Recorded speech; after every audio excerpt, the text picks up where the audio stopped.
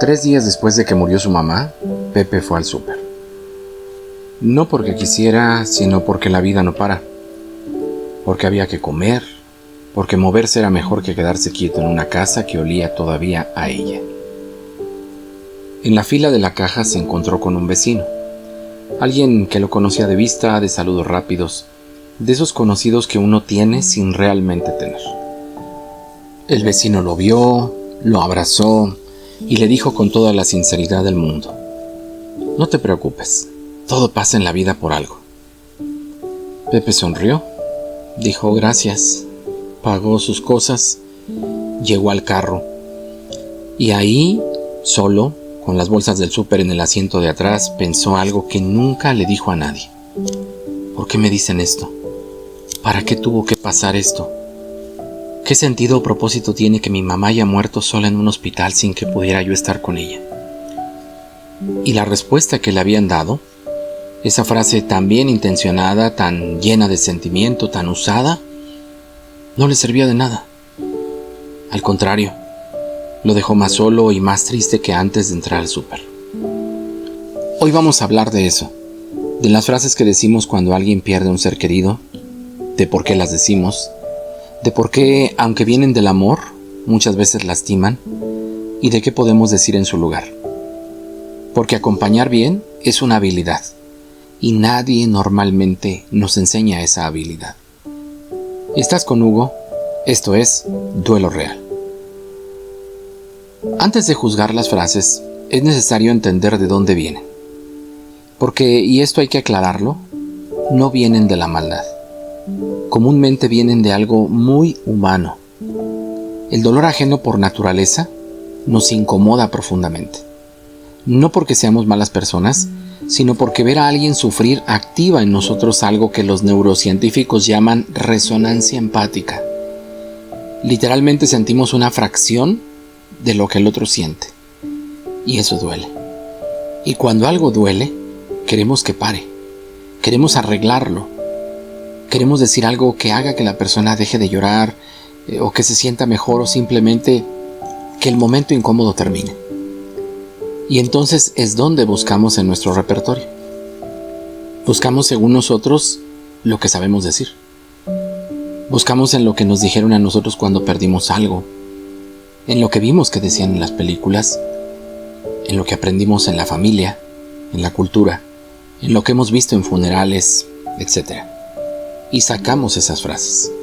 No para dañar, por supuesto, lo hacemos para sobrevivir a la incomodidad del momento. El problema es que esas frases, en lugar de acompañar, lo que hacen es cerrar el espacio emocional. Le mandan al que sufre un mensaje inconsciente, como si dijera que ya no llore, que ya no sienta, que ya le encuentre el sentido y lo supere, al menos mientras yo esté aquí. Y el duelo sin hipocresía, el duelo sin máscaras, el duelo sin protocolos no funciona así. Y aunque no estamos en el ánimo de criticar las frases bien intencionadas que se dicen, sí tenemos que señalarlas. Tenemos que darles atención para que en un momento de intentar consolar a otros, no terminemos haciendo más daño. Voy a ir una por una y te voy a explicar exactamente qué hace cada frase en la persona que la recibe. Todo pasa por alguna razón.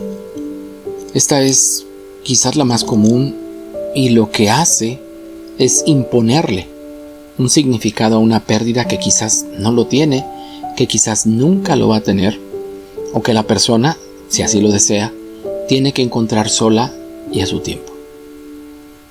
Mira, cuando alguien pierde un hijo, a su pareja, a un joven, a alguien en circunstancias violentas o injustas, decirle que todo pasa por algo, puede sentirse como una brutalidad, como si la vida se ensañara con ella a través de un plan para causarle dolor.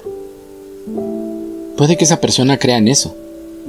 Puede que lo encuentre reconfortante, eso que le estás diciendo, puede ser, pero no es tu lugar decírselo. Ese significado, si existe, lo tiene que construir ella. Tienes que ser fuerte. Wow. Esa frase creo que tiene generaciones de historia detrás, y lo que hace es prohibirle al que sufre que sufra. Ser fuerte en nuestra cultura significa no llorar. Ser fuerte significa aguantar. Ser fuerte significa seguir funcionando a pesar del dolor. Y eso es exactamente lo contrario de lo que el duelo hace en una persona. El duelo necesita espacio, necesita expresión, necesita que alguien te diga, puedes derrumbarte aquí, yo te sostengo. El duelo no requiere que alguien te diga, aguanta, tú puedes, no te caigas, que queremos ver cómo la pasas inmovible. Vamos a otra frase. Ya está descansando. Esa verdad, sobre todo si sufrió, puede ser un consuelo genuino nacido de los mejores deseos hacia el doliente. Pero para alguien que está en el pico del dolor agudo, lo que esa persona escucha es, tú ya no lo necesitas aquí. Y sí lo necesita aquí con su voz, lo necesita con su olor, con su presencia. Y esa frase, ya está descansando, sea lo que sea, no llena la silla vacía en la mesa. El tiempo lo cura todo. El tiempo pasa, el tiempo no cura. Lo que cura es lo que hacemos con ese tiempo. Si nos permitimos sentir, si hablamos, si buscamos apoyo, si procesamos. El tiempo sin proceso solo entierra el dolor más profundo, lo deja que se vaya más adentro de la persona. Y esta frase, además, le dice al que sufre que su única tarea es esperar, que no hay nada más que hacer que sobrevivir hasta que pase. Y eso deja a la persona completamente sola en su proceso. Sé cómo te sientes. No sabes. Aunque hayas perdido a alguien, aunque digas, yo ya pasé por eso, no. Aunque hayas vivido algo similar. Mira, cada duelo es único porque cada relación es única. La forma en que tú quisiste, por ejemplo, a tu mamá no es la misma que la forma en que él o ella quisieron a la suya. Además, decir, sé cómo te sientes, por más amorosamente que lo digas, cierra la conversación. Porque la persona piensa, entonces, ¿para qué te cuento si ya sabes? Lo que abre la conversación es algo así como, no puedo ni imaginar cómo estás ahora mismo, a la vez que le das un abrazo muy sentido. Vamos con otra frase. Tienes que seguir adelante, por tus hijos, por tu familia. Esta frase le pone a la persona una responsabilidad encima en el peor momento de su vida. Si su dolor no es suficiente, imagínate, llega esta frase y lo remata todo diciéndole que no puede romperse porque tiene que acordarse que otros dependen de ella. Y puede que sea verdad, puede que sea cierto que otros van a depender de ella, pero eso no elimina su dolor, solo lo complica. Y no es el momento, porque ahora tiene que cargar con su duelo.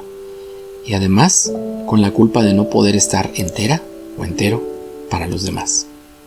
Hay una muy buena, y creo que es la más camaleónica, porque está disfrazada de buenos deseos, aunque en realidad no contenga esa frase nada.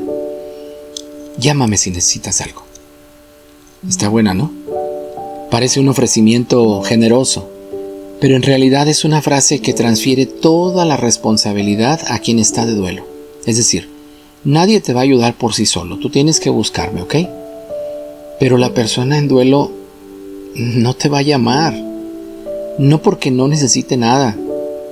No te va a llamar porque en el dolor profundo no tenemos energía para pedir. Es más, no sabemos qué pedir. Y pedir en esas circunstancias a veces se siente como que se es una carga para los demás.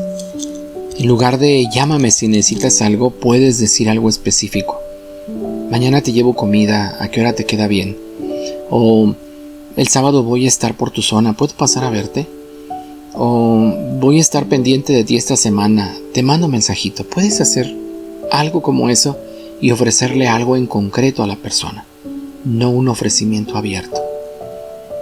Ahora viene lo que realmente quiero que te lleves de este episodio. Tienes que ser consciente de que lo que más necesita alguien en duelo no es una respuesta, no es una solución, no es una explicación. El doliente necesita sentirse visto cuando alguien quiere acompañarlo en su dolor. Y sentirse visto es más simple de lo que parece, porque no requiere las palabras perfectas, porque solo requiere presencia y honestidad. Mira, las frases más poderosas que puedes decirle a alguien que está sufriendo son muchas veces las más simples. Lo siento mucho, sin peros, sin consejos después, solo eso. 2 segundos de reconocimiento genuino del dolor de otra persona valen más que 10 minutos de frases bien ensayadas. No sé qué decirte, pero aquí estoy. A veces se considera que cuando alguien dice eso es porque le falta léxico, le falta don de gentes, le falta una buena cultura en funerales, pero no. Esta es una de las frases más honestas y de las más poderosas, porque admite la limitación, la impotencia humana ante el hecho que es real y que al mismo tiempo ofrece lo único que realmente importa en ese momento, tu presencia. Qué hermoso, ¿no? Ahora, en un momento oportuno de calma, hay otra frase que quizás podamos decir. ¿Quieres hablar de él o de ella? Eso es oro puro, porque a la mayoría de las personas en duelo lo que más necesitan no es que les hablen del muerto en pasado, como si ya hubiera que archivarlo. Necesitan que alguien quiera saber realmente quién era para su deudo, que alguien les dé espacio para recordar en voz alta. Preguntar por el muerto no duele, lo que duele es que nadie lo nombre. Otra frase que puedes ofrecer en un momento oportuno es: no tienes que estar bien. 5 palabras que pueden deshacer semanas de tensión. Porque mucha gente en duelo está gastando enorme cantidad de energía en parecer que están bien para no incomodar a los demás. Porque los demás ya regresaron a su rutina, a divertirse, a escuchar su música en volumen alto. Entonces, cuando tú le das visibilidad a su dolor, ese dolor que no va a desaparecer tan pronto, cuando le das reconocimiento al hecho de que están de duelo, de que siguen de duelo, con lo que además eso conlleva, es como hacerles el regalo de ser y estar como realmente son en ese momento, sin poses, sin máscaras. Y finalmente, esto que pudiera parecer obvio pero que casi nunca hacemos: el silencio.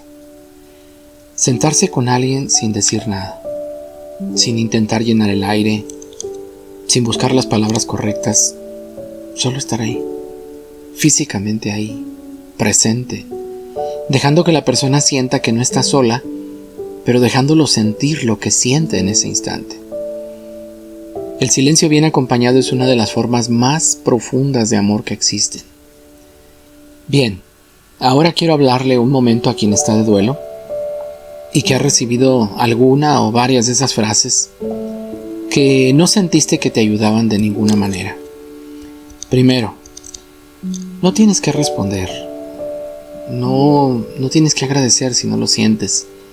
No tienes que hacer sentir bien a quien dijo algo que no te ayudó o que sin intención hasta te lastimó. Puedes simplemente asentir y seguir. Puedes cambiar el tema, puedes decir gracias y ya. No tienes que tener un desgaste emocional extra buscando cómo contestar para proteger los sentimientos de quien intentó consolarte sin saber cómo. Segundo, trata de quedarte con la intención, no con las palabras.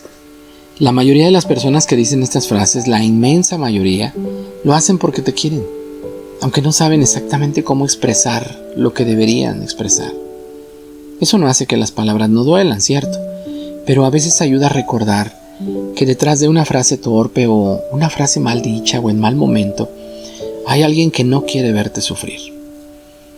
Y tercero, si hay alguien en tu vida que sí lo hace bien, que sí se sienta contigo sin tratar de arreglarte, que sí te pregunta cómo estás, que espera la respuesta real, que busca cómo ayudarte según el momento y las circunstancias, cuídalo. Ese tipo de acompañamiento es raro y vale muchísimo. Hoy quiero dejarte con algo en concreto, práctico, algo que puedes usar esta semana. Piensa en alguien que conozcas que esté de duelo ahora mismo, o que haya pasado por una pérdida recientemente y a quien tú en su momento no hayas sabido qué decirle. Y esta semana, en lugar de esperar el momento perfecto con las palabras perfectas, puedes hacer algo pequeño y específico. Si tú quieres, mándale un mensaje que diga solamente: hoy estaba pensando en ti. ¿Cómo estás? Así, sin consejos, sin soluciones, solo estaba pensando en ti. Eso le dice a la persona algo muy importante. No te olvidé, no me olvidé que estás de duelo, sigues importando, tu dolor no me incomoda tanto como para desaparecer. Porque una de las cosas más duras del duelo es que pasan las semanas y el mundo sigue girando y la gente regresa a su vida y tú sigues ahí, con la misma pérdida, sintiéndote cada vez peor y más invisible. Un mensaje así en el momento inesperado puede ser exactamente lo que alguien necesitaba ese día. La pregunta que te llevas hoy: ¿hay alguien en tu vida a quien no supiste acompañar cuando estuvo en un proceso de duelo sumamente doloroso y por quien todavía podrías hacer algo, aunque sea pequeño, aunque haya pasado tiempo? El duelo no tiene fecha de caducidad y tampoco lo tiene el acompañamiento. La próxima semana vamos a hablar de algo que muy poca gente conoce, pero que muchos están viviendo sin saberlo: el duelo anticipatorio. Ese duelo que empieza antes de que la pérdida ocurra. ¿Cuándo es esto? Cuando alguien que amamos está enfermo, cuando sabemos que se va a ir y cuando empezamos a llorar una muerte que todavía no ha llegado. Si tienes a alguien cercano con una enfermedad terminal o si estás acompañando ese proceso, el próximo episodio puede ser para ti. Gracias por estar aquí. Gracias por querer acompañar mejor. Estás con Hugo. Esto es Duelo Real. Nos vemos pronto.